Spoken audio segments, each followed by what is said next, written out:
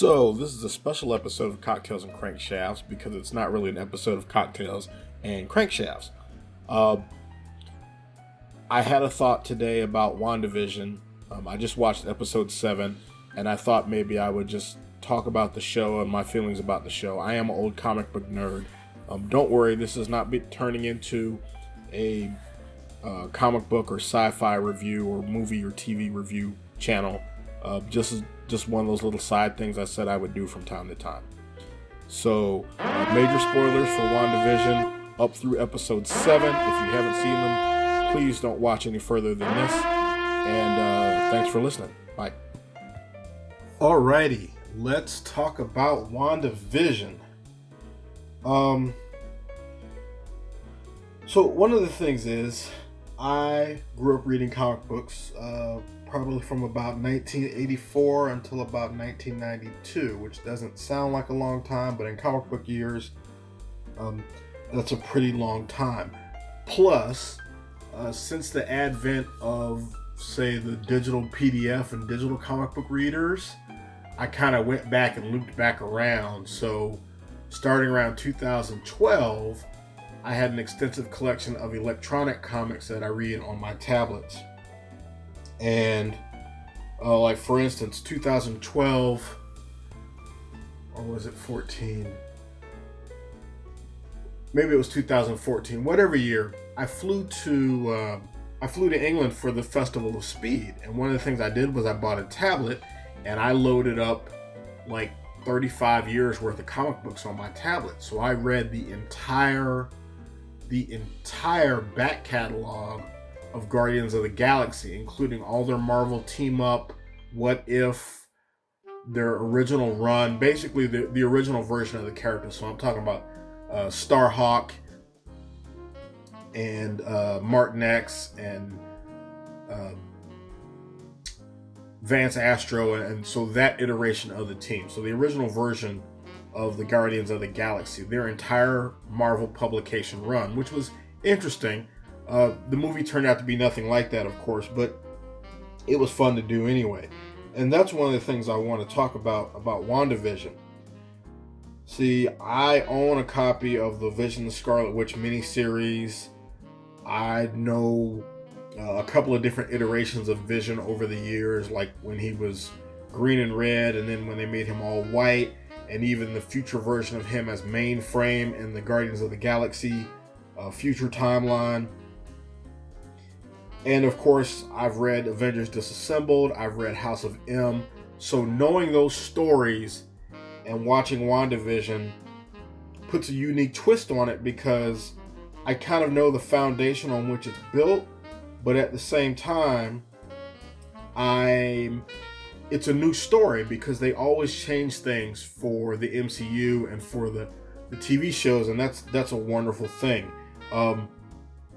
So I guess I'll start at the beginning. First of all, Paul Bettany, Elizabeth Olsen, even Catherine Hahn, they're doing great acting jobs. I love to see Tiana Paris, and people that follow the news stuff already knew that she was going to be playing Monica Rambeau a couple of years ago. So when she showed up in WandaVision, we sort of knew what to expect there, that she was going to end up becoming Photon Pulsar. The lady I knew as Captain Marvel, of course, from like Secret Wars and through the 80s when she was with the Avengers. But of course, her name has changed many times since then. Other little tidbits. The early episodes, all the episodes, the care and detail that they've put into recreating the various sitcoms, right down to the pattern of the dialogue and the types of jokes, the blocking of the scenes, the lighting of the scenes, all of that. Tremendous care and craft has been put into developing the show. The writing is pretty good as well. People have different opinions about some of the mysteries and the way the story has unfolded so slowly. I think really that's just a function of us being in the streaming world, where we're used to having binged these shows and being able to watch them all in a period of 8 or 10 hours. And instead now we're having to draw it out week to week to week. I think that frustrates a lot of people. Also, I think a lot of people have headcanon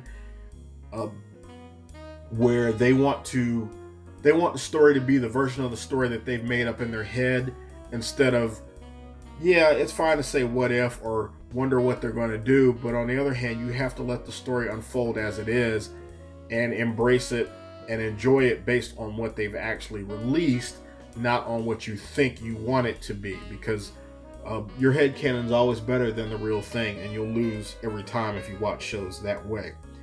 I like the little touches, like the nods of the episode titles, filmed before a live studio audience. Don't touch that dial, now in color. We interrupt this program on a very special episode. All new Halloween Spooktacular. Breaking the Fourth Wall, episode 7, of course. Now, as to specific little details, Sword is interesting. Kat Dennings is interesting. I am not a fan. I never watched Two Broke Girls. I find her voice to be annoying. Let me just say that.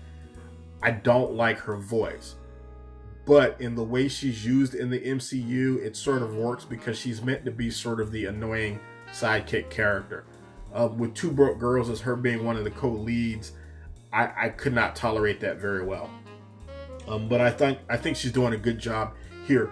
Randall Park, I'm really happy to see him getting some more due. He's been working a long time, and let's be real about it. There was, for a long time, just like there have been for black actors, there's been a limited number of parts available for Asian American actors, and it's good to see him getting some time in the limelight.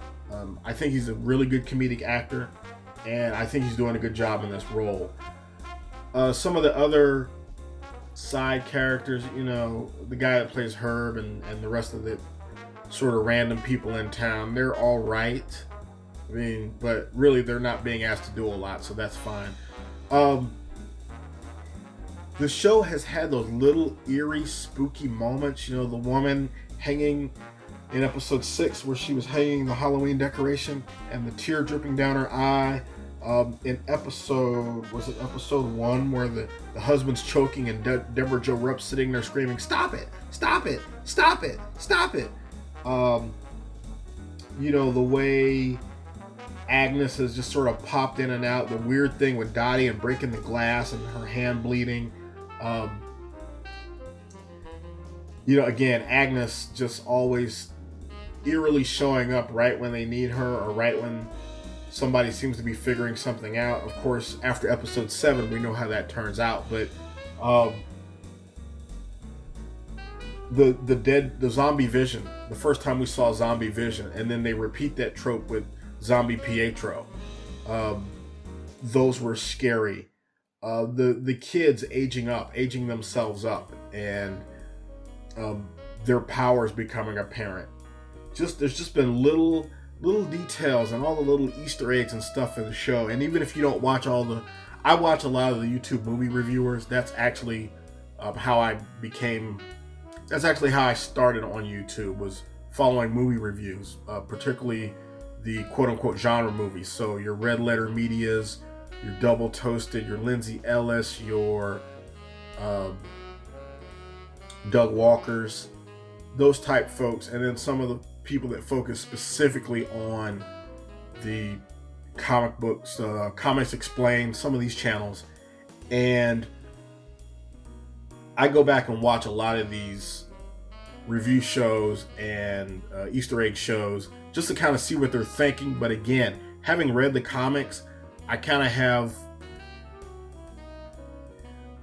not trying to figure out what they're going to do, but I'm trying to figure out what they're going to do. Because, I know how the comic books end, and I know that they're going to change that ending, so I'm wondering, based on the characters that we have in the show, where things are going to go.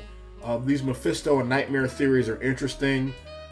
The Agatha Harkness thing, Agnes being Agatha, I think everybody that knew comic books knew that was coming. There was just no way around that. And again, like I said, I thought Catherine Hahn has been absolutely wonderful in that part. Basically 7 episodes in, I'm loving the show. Disney's got a big hit. I hear their streaming numbers. I hear it's the #1 show in the world currently. I believe that. I know that they were having issues with the server crashing. So many people were trying to watch it in the wee hours of the morning this morning. And I don't bother with that. I get up and watch it at 7 or 8 o'clock in the morning when I get up naturally. as opposed to trying to catch it right at midnight when it comes out, or 3 a.m., whenever it actually premieres on the service. I'm happy with the show, and again, I'm not a media critic or reviewer. I watch other channels for that. I enjoy that genre, but that is not what I do. So I'm just literally just filling in space since it's the dead of winter and there's no autocrosses for me to go to for another month or two. And honestly, my car's in the shop. So whenever they get done working on the Stinger, they're doing some coolant hose replacement. Once they got it running, I had them check for leaks because, you know, I've disassembled that car twice since the last time it ran. So yeah, the hoses, the coolant hoses were rotting. So they're replacing the coolant lines and blocking off the heater core since it's a race car and I don't need the heater core anymore. Whenever it's done and I can go ahead and get it finished up and licensed, I might try to put it in some autocrosses this year. But again, it's not a street car anymore, and I would have to drive it to and from events. That was fun when I was in my 30s. Now that I'm in my mid 40s and looking at 50, that kind of thing isn't as much fun anymore. So I think I might try to pick up a little runabout econo box to use as my autocross car for the time being, instead of trying to buy something again like a 350Z or something. I might try to get a little hatchback, maybe a front wheel drive car. We'll see. Anyway, that's off topic. As always, thanks for listening. Thanks for visiting my channel. I hope you enjoy this content. I won't be doing a lot of movie or TV show reviews, just to make that clear. Like the stuff with the model rockets and the radio control airplanes. It's really just something to fill up time while I don't have a lot of racing content to deal with, because this channel was always supposed to be about me live blogging from autocross events and such. And thanks to the pandemic and the fact that we're in the middle of winter, that just hasn't been a reality in the last year. So hopefully, as the vaccine goes out and things get better, I'll have the opportunity this year to actually do some live blogging from autocrosses and other motorsports events instead of trying to find other ways to fill airtime. Anyway, thanks for listening. And as always, I urge you to like, share, and subscribe. Hit the notification bell. Tell your friends, tell your family, tell everybody you know. Come check out the Killer Bee, the Fat Man, the Africanized Honeybee, the Car Guy blog, the 05 Car. Thanks, I'm out.